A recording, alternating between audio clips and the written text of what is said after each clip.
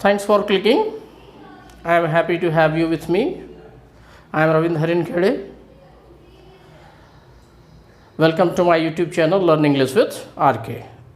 Dear viewers, learners and students, today we are going to have a lecture on sentence and its types.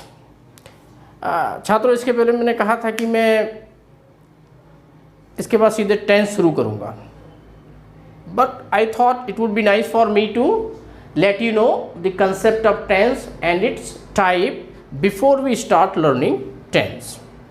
Okay, so let us see what in fact is the definition of sentence is. A sentence is a group of words with complete sense. You know, group of words, see, playing, is. This too is a group of words, but we cannot say this one is a sentence because it is not giving complete sense. इसका कोई अर्थ नहीं मिल रहा है. See, playing, is, no, we are not getting complete sense here. But if we say she is playing, then we get a complete sense. वह खेल रही है. तो सेंटेंस वर्ड्स का ग्रुप होता है जिसका एक कंप्लीट मीनिंग या कंप्लीट सेंस होता है. I think you got it. Now if we see the structure, then it is subject plus predicate. Sentence दो भागों से मिलकर बना होता है, subject plus predicate. For example, Ram has been playing the piano since morning. You know, किसी भी musical instrument के नाम के सामने we always use the article the. You have to keep in mind, we have discussed it. So Ram has been playing the piano since morning. Here Ram is subject and from has up to morning, this one is predicate. So a sentence consists of subject plus predicate. Subject और verb से लेकर अंत तक का भाग predicate कहलाता है. One more thing you have to keep in mind is a sentence must have at least these two things, subject and verb. Subject and verb. जैसे he goes, this one is a complete sentence because we have the subject he and verb goes.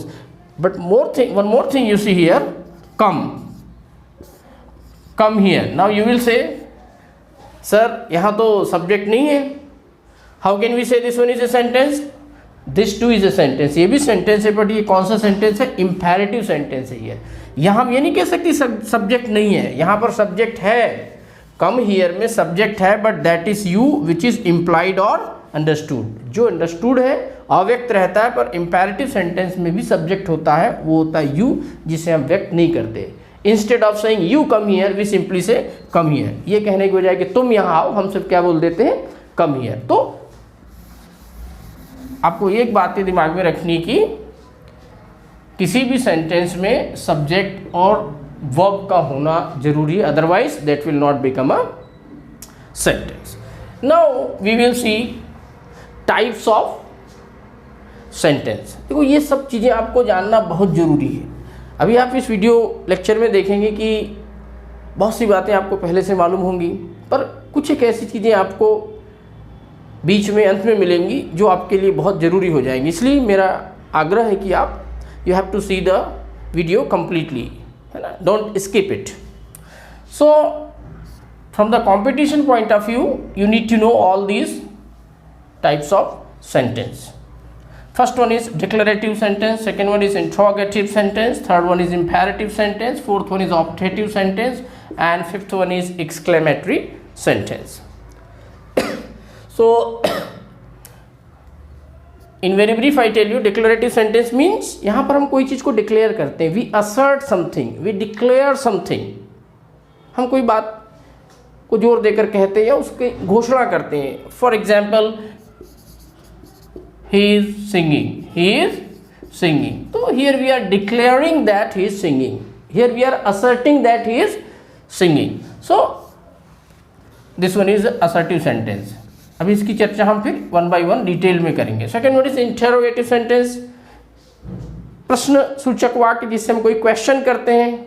Are you playing, what are you playing, do you want tea और coffee? So ये question interrogative sentence कहलाएंगे। Third one is imperative sentence. यहाँ हम कोई order, advice या request की बात करते हैं। Come here, sit down, stand up, be quiet, please, give me a favour, like this. Optative sentence, यहाँ किसी के लिए आप जो है इच्छात्मक वाक्य है, किसी के लिए शुभकामना व्यक्त करते हैं या किसी को बद्दुआ दे देता है आदमी, जो हमें नहीं देना चाहिए।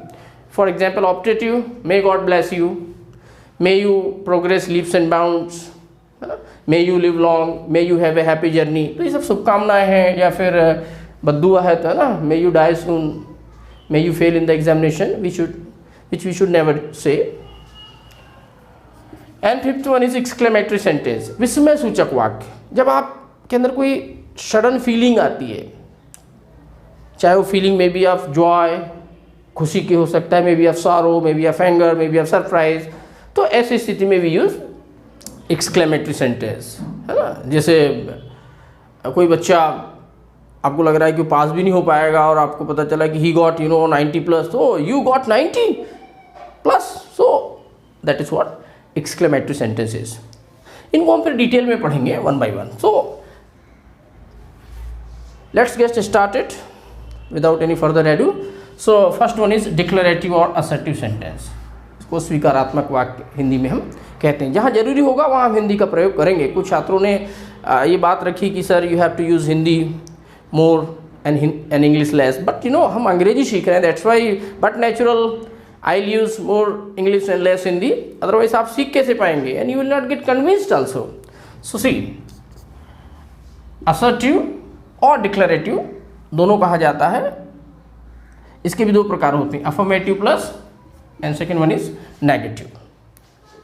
आई know English, I don't know English, both are assertive और डिक्लेरेटिव।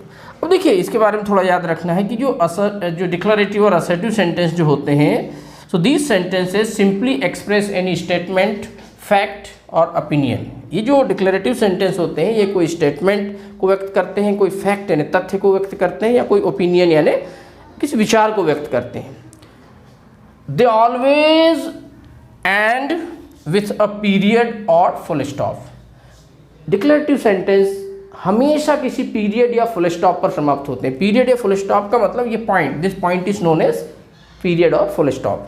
जस्ट लाइक, है ना, he is very bold, he is very bold, so see this point is called full stop और पीरियड। तो ये हमेशा फुल स्टॉप पे खत्म होते हैं। और दे में बी सिंपल, कंपाउंड और complex.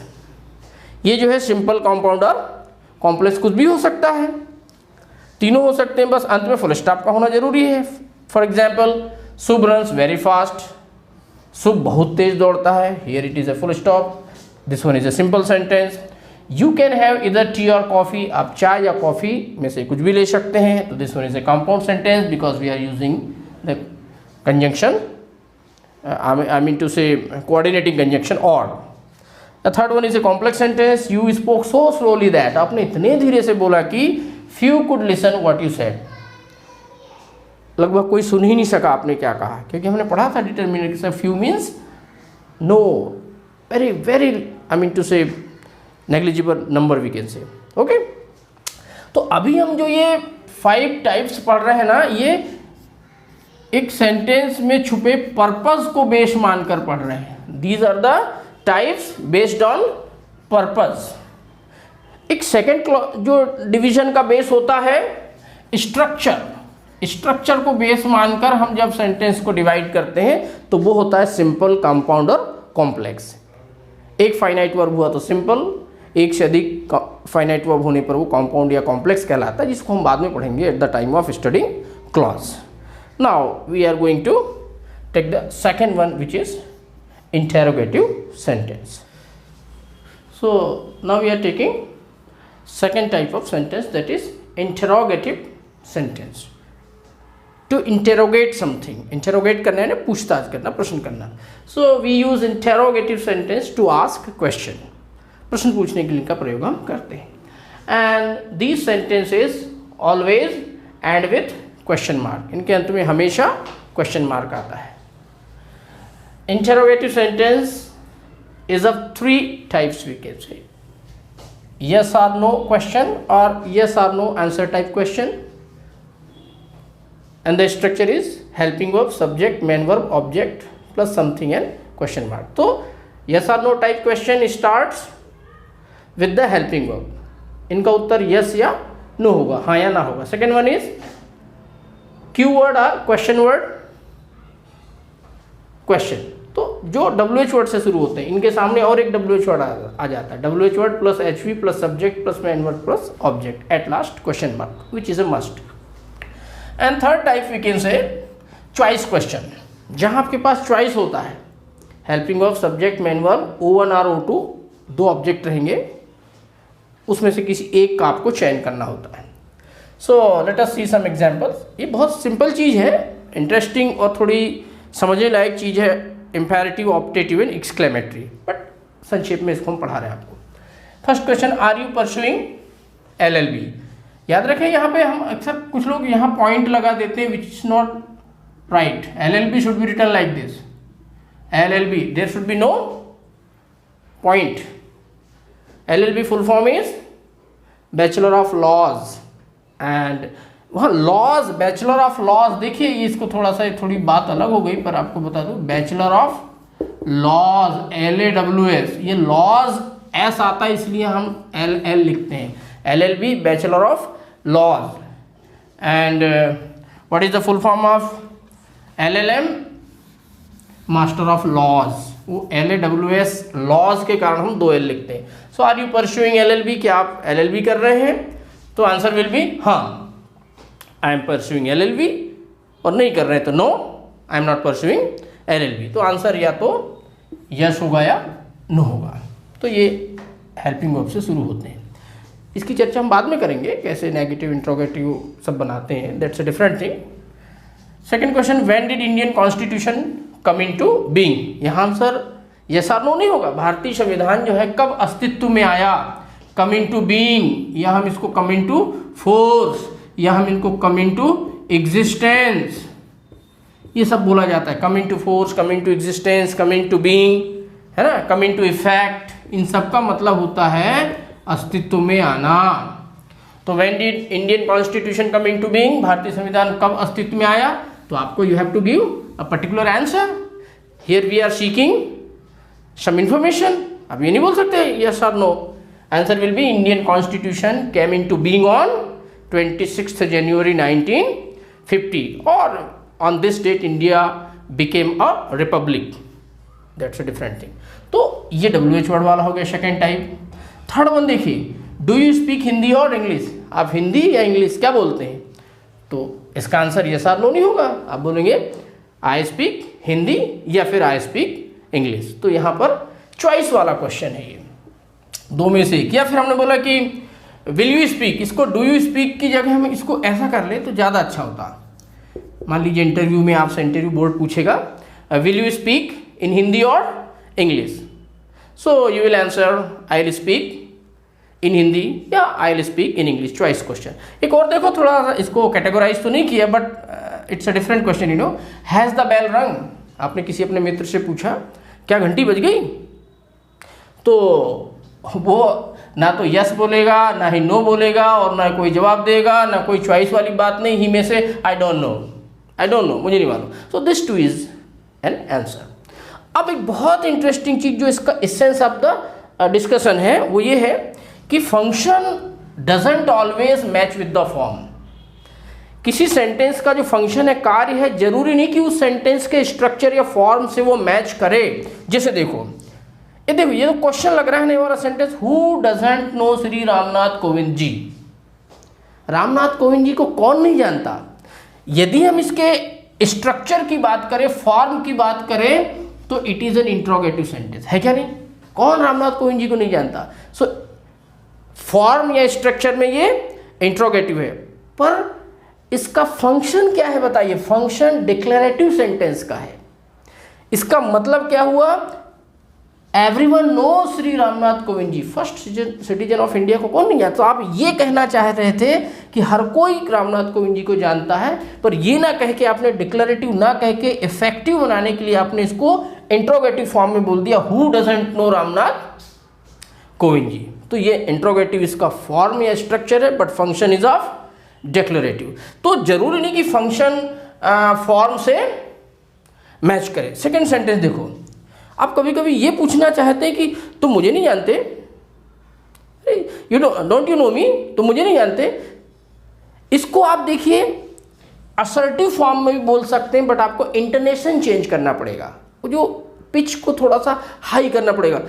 You don't know me, you don't know me, तो you don't know me declarative sentence है, यहाँ हमने क्वेश्चन मार्क उसके फंक्शन के कारण लगाया, but you don't know me structure के आधार पे इट इज डिक्लेरेटिव। बट आप इसका फंक्शन है क्या है, कहना क्या चाह रहे थे, क्या आप मुझे नहीं जानते।